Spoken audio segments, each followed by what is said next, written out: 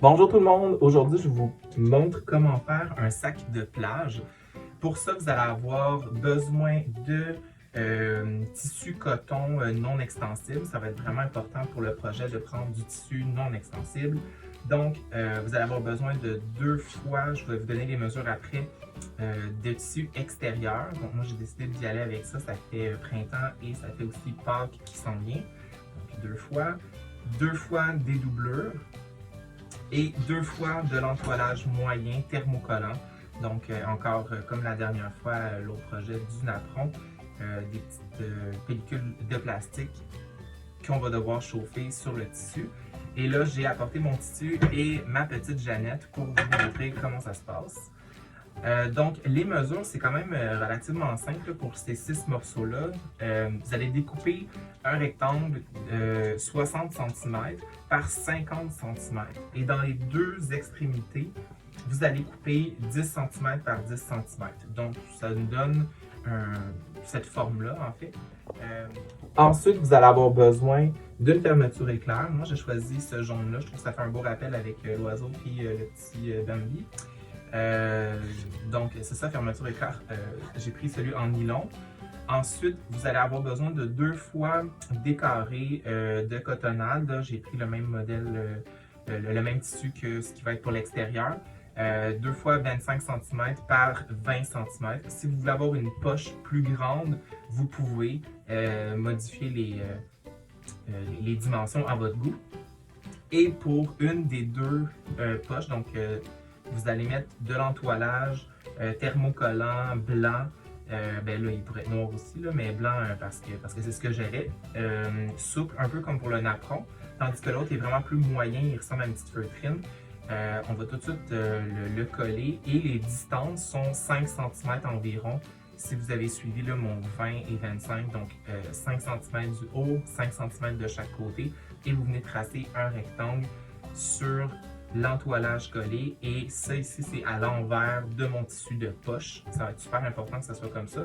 Puis l'autre poche, en fait, l'autre tissu pour la poche, on va la mettre de côté. Là, on va l'utiliser plus tard. Donc, ça, c'est la première étape. Ensuite, on va retrouver deux bandes d'entoilage thermocollant, encore comme l'autre de tantôt, là, qui sont la petite feutrine collante. Ça va être 6 à 8 cm, plus 6, là, 6 cm par 150 deux fois. Et les bandes, ça va être 12 cm, donc 2 fois plus grand, 2 fois plus large, par 150 cm. Donc, ce que ça fait, en fait, c'est qu'on va les plier, on va les coudre et ça va être à l'intérieur pour venir solidifier la ganse, pour faire le sac. Ma première étape, ça va être de plier mon extérieur, en fait. Je vais le plier en deux pour vraiment être sûr d'être au centre. Comme ça. Je pourrais prendre mon fer pour lui donner un petit coup en lui.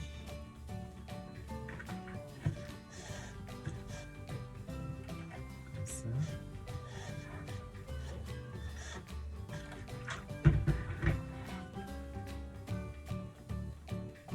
Ça, on appuie. Et faire la même chose avec ma poche.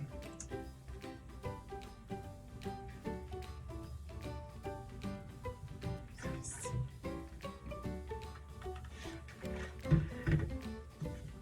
On peut faire ça, on peut mettre des pinces aussi, ça fonctionne bien.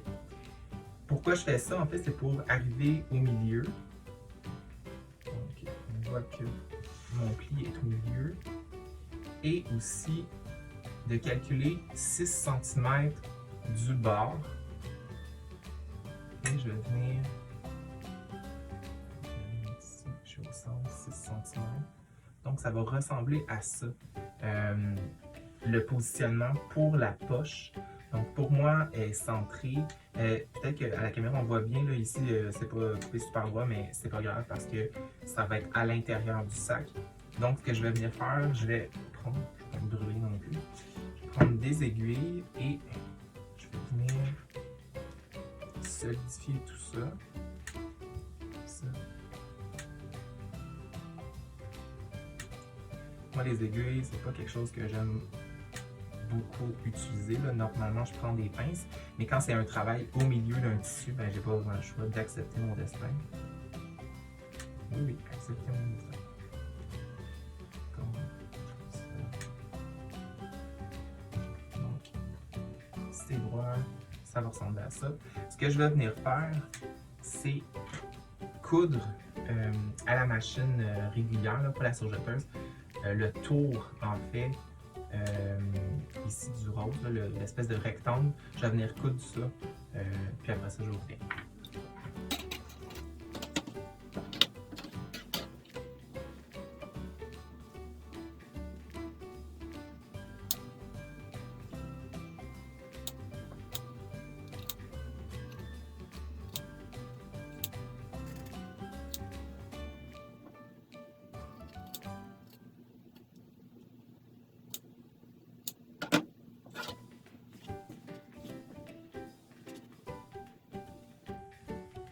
Donc, je vais venir rentrer la poche à l'intérieur.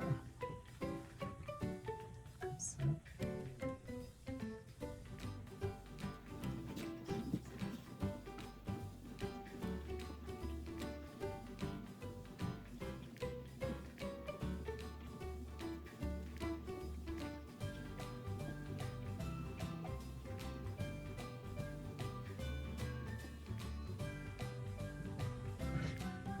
Un super beau rectangle à l'extérieur. Je vais venir le presser avec la jamette.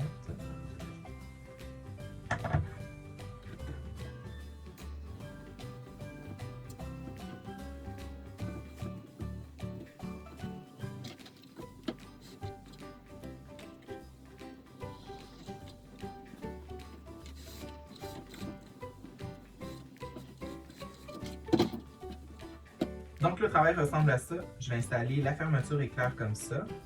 Je vais mettre des épingles et après ça aura l'air de ça. Donc j'ai fait ma couture ici autour. Ça a l'air de ça en arrière. C'est ici. Ça je vais le couper un peu parce que j'en ai plus besoin. Je prends pas mes bons ciseaux, je vais prendre des ciseaux que j'utilise pour couper du papier. Okay. Je vais enlever ça.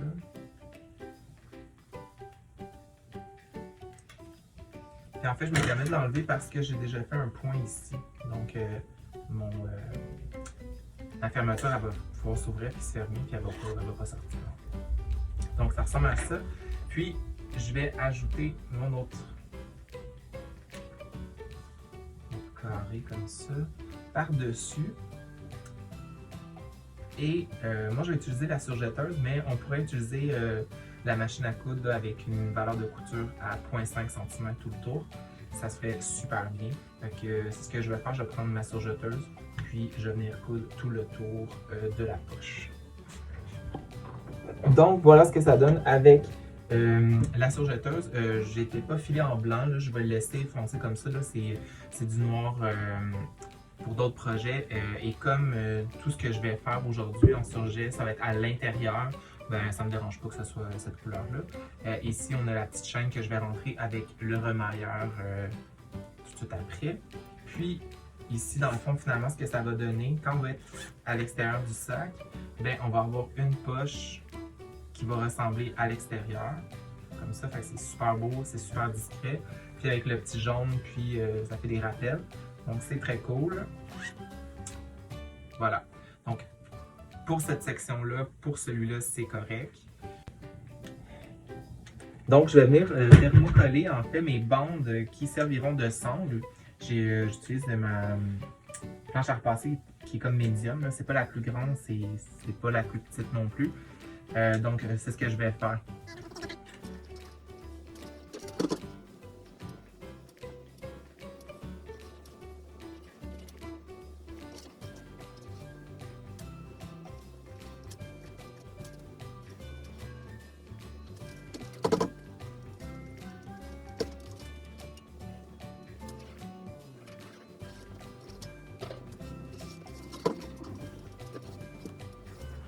Donc, une fois que l'entoilage est installé sur les bandes, je vais les plier endroit contre endroit et je vais venir épingler.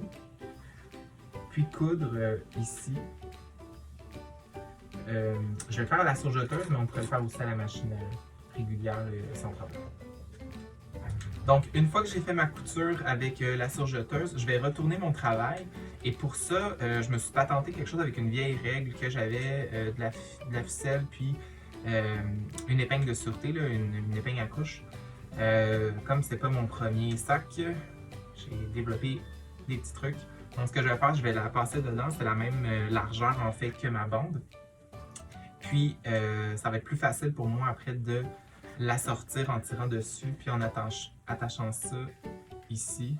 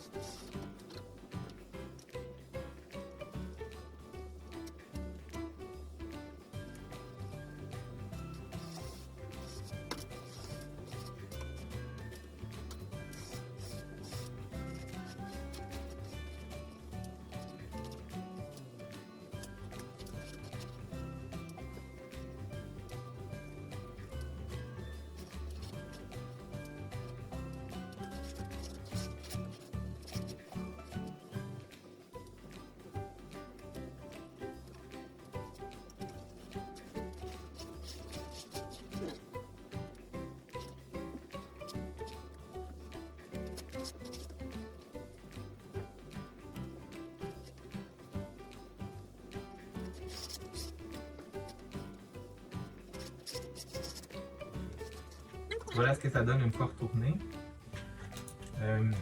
Je vais faire le deuxième, puis je vais les repasser. Donc, j'ai mes deux bandes qui ont été thermocollées. J'ai passé la surjeteuse, je l'ai retourné et j'ai repassé un fer chaud par-dessus. Je vais les mettre de côté pour l'instant. Maintenant, ce que je vais faire, c'est que je vais prendre mes deux morceaux de thermocollant noir comme ça. Et je vais venir thermocoller l'extérieur de mon travail, comme ça. Donc, je vais faire ça avec le fer repassé.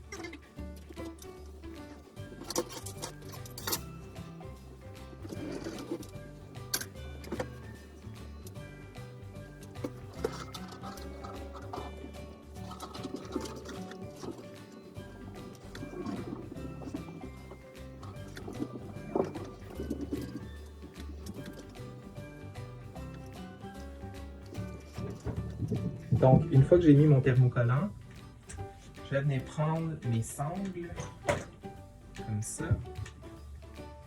et je vais en prendre une par côté.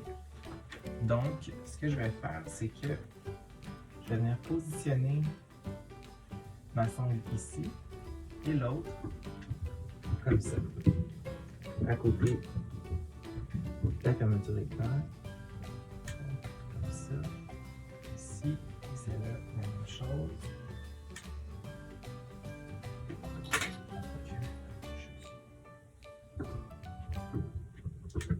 4 cm. 4 cm. Je vais faire la même chose sur l'autre côté. Donc, je vais venir piquer en bas et je vais venir surpiquer par-dessus jusqu'en haut. Mais rendu en haut, je vais laisser une petite ouverture comme ça pour pouvoir venir fermer mon travail après.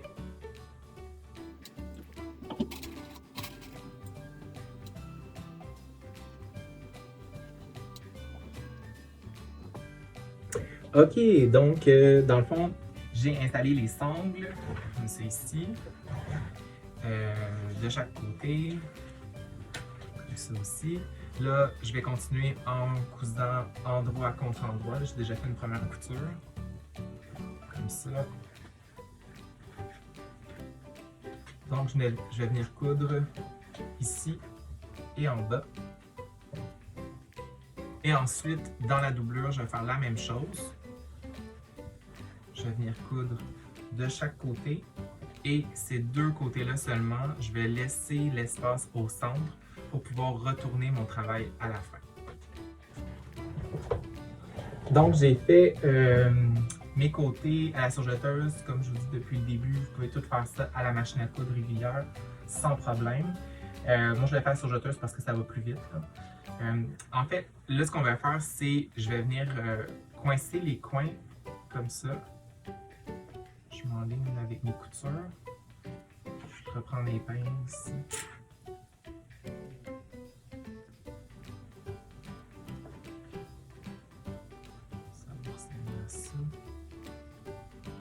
Je vais faire la même chose comme ça de l'autre côté et dans ma doublure, je vais venir aussi ouvrir mes coins comme ça.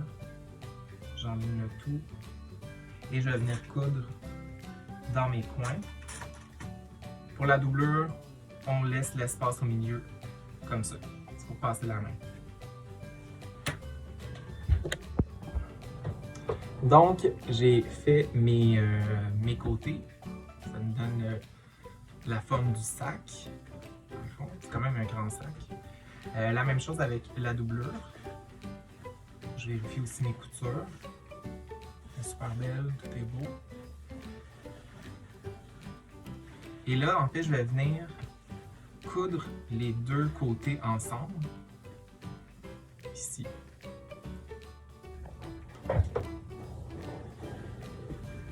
Donc, ce que je vais venir faire, c'est... Donc, les deux sont à l'envers.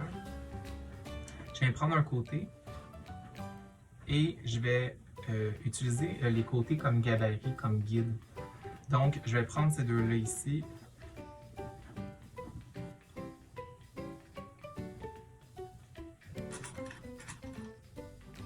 Les pincer. Et faire la même chose tout le tour.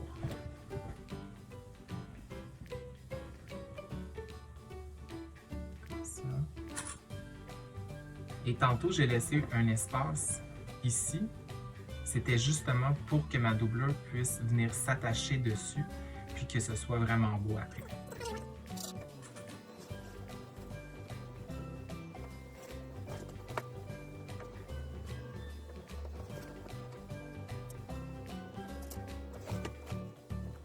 C'est important de rentrer les sangles à l'intérieur pour pas les coudre ou les couper.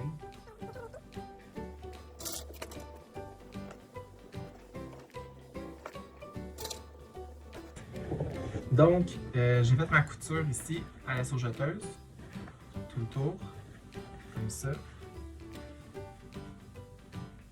Et là, toujours le moment que je préfère.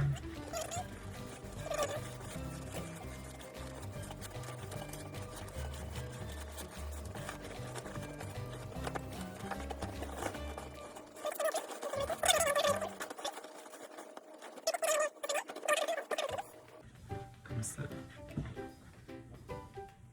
Et la fermeture est claire.